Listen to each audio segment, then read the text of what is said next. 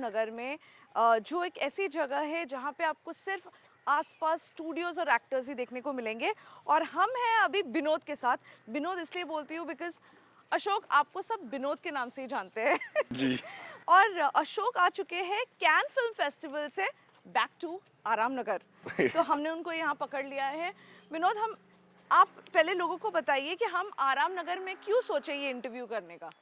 आ, ये आपने सोचा था कि हाँ, जहाँ से शुरुआत की है हमने, और आज ये 12-13 साल का सफ़र रहा मुंबई का।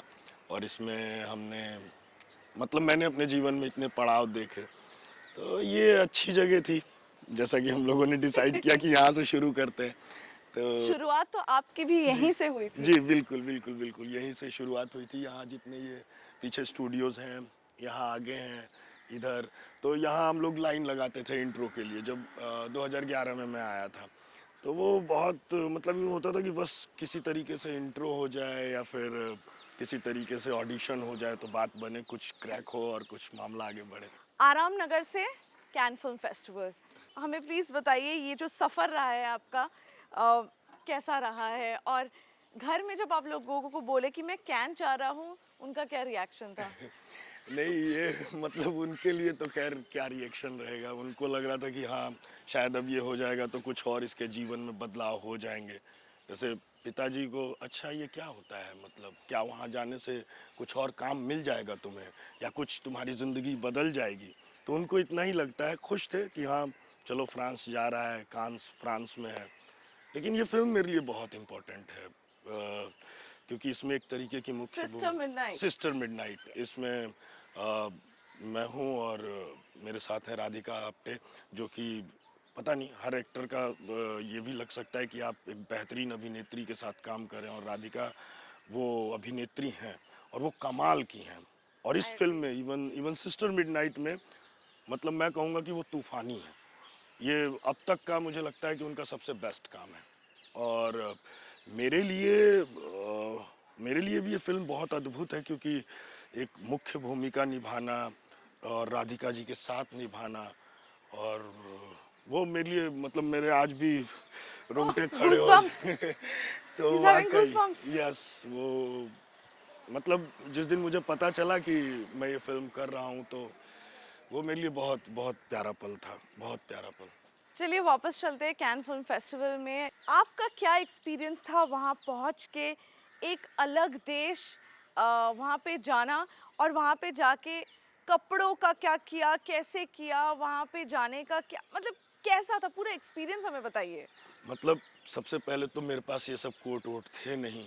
अब चूंकि क्या है कि अब ये होता है कि अगर आप इतने बड़े फेस्टिवल में जा रहे हो तो कोई डिज़ाइनर आपके साथ कोलैबोरेट कर ले तो आपको कपड़े मिल जाएंगे।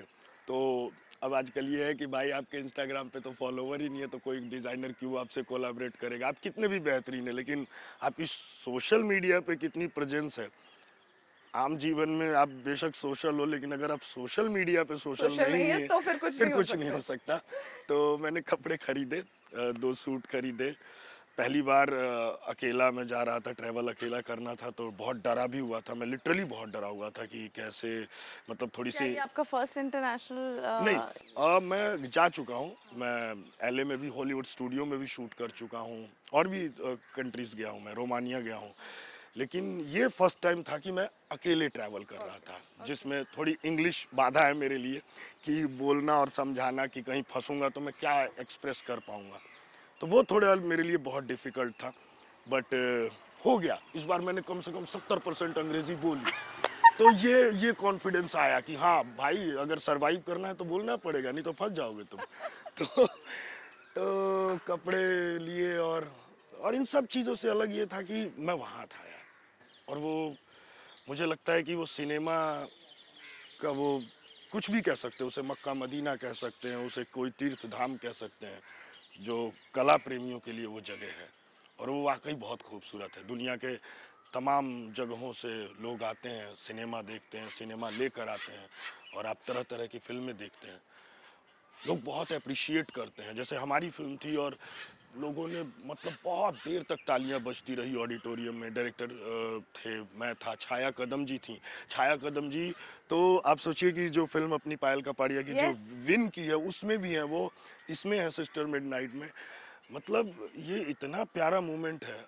मतलब पहले, सबसे पहले अपने देश के लिए ये बहुत बड़ा मोमेंट है कि हमने इतने सालों बाद हम वहाँ पे विन करके आए हैं, जो पायल एब्सोल्युटली। कपाड़िया जी की फिल्म है। मतलब ये बिल्कुल। वाकई हमारे लिए एक प्राउड मोमेंट है। चलिए अब बात करते हैं, पंचायत सीज़न 3 आ रही है और हम वापस विनोद को देखने के लिए बिखरा रहे हैं। बट जी, ये बताइए, जब विनोद वायरल हो गया, जी, आपकी लाइफ कैसे चेंज हो गई?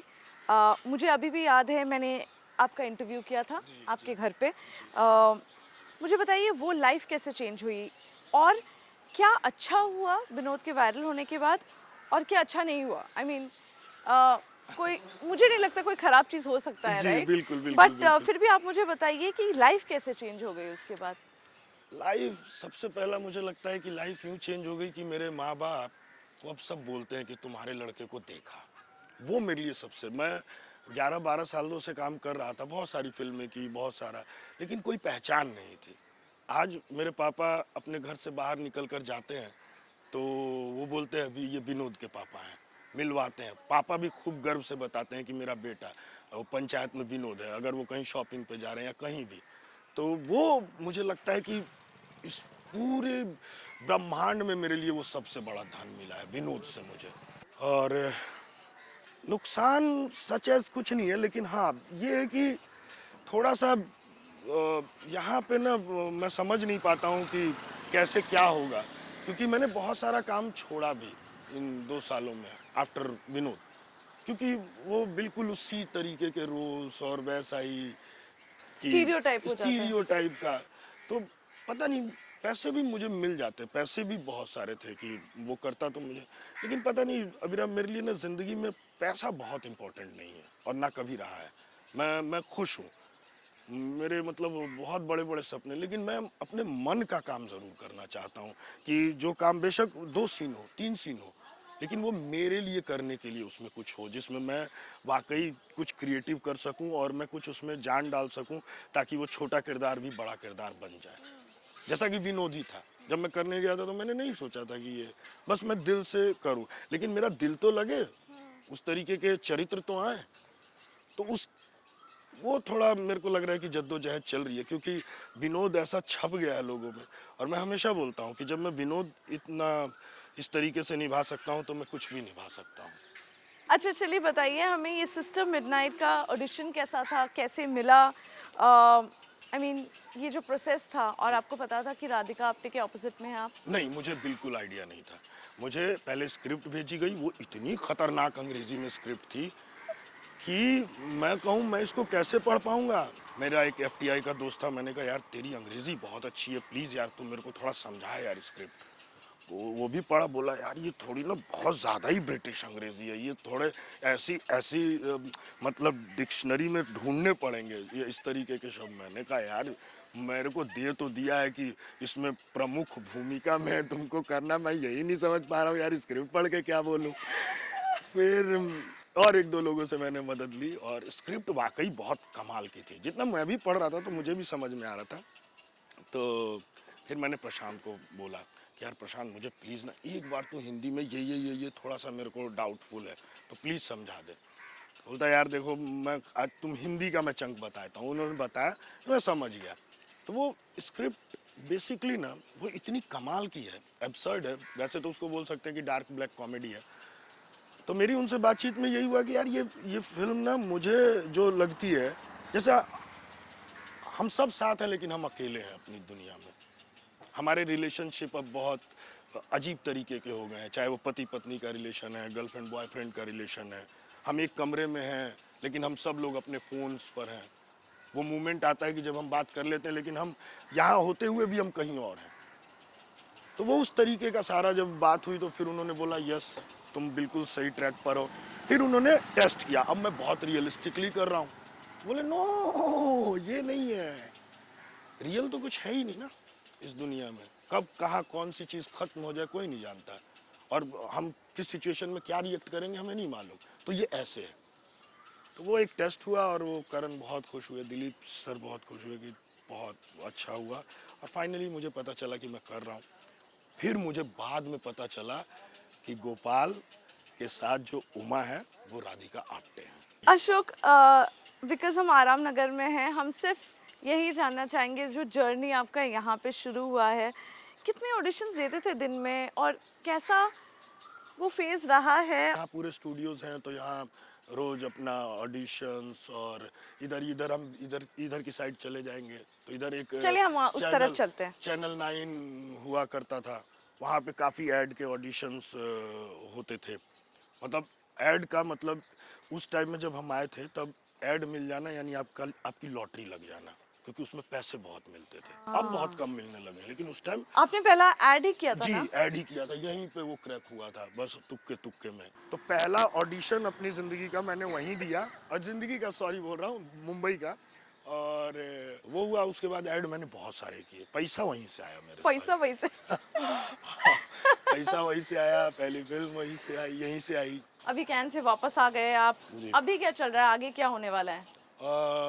मतलब कान से आने के बाद कल जो था मेरा सबसे बड़ा काम ये था कि जितने 10,000 कपड़े थे गंदे मेरे उनको मैंने धोया है। यार इतने हो गए थे, 15-20 दिन से इधर उलझना उधर उलझना, कम से कम 3 घंटे कल मैंने कपड़े धोए हैं। रात के 11 बज गए थे। मतलब मैं उनको 10,000 या 1 लाख भी बोल सकता हूँ मतलब इसको थे तो भाई 20-25। मुझे तो लगा 2 ब्लेजर लेके गए थे आप। हाँ 2 लेकर गया था, एक तो पहना ही नहीं, एक ही पहना और एक जोड़ी और पहना। और जो यहाँ पर लगातार इकट्ठा हो रहे थे कि कल धो लेंगे भैया, परसों धो लेंगे, तरसों धो लेंगे, तो कैन वो से वापस आने के बाद कपड़े धोए, धुलाई धुलाई हो सफाई रही है। करी, तो मौज है। उसी बहाने एक्सरसाइज चल रही है ना आजकल मेरी। All the very best thank you panchayat so season much। 3 के लिए, और हम आपको देखने के लिए बहुत बेताब जी। है। इवन सिस्टर मिडनाइट जी मैंने देखी नहीं है, मुझे जी देखनी है। जी जी एंड बिल्कुल। कांग्रेचुलेशन।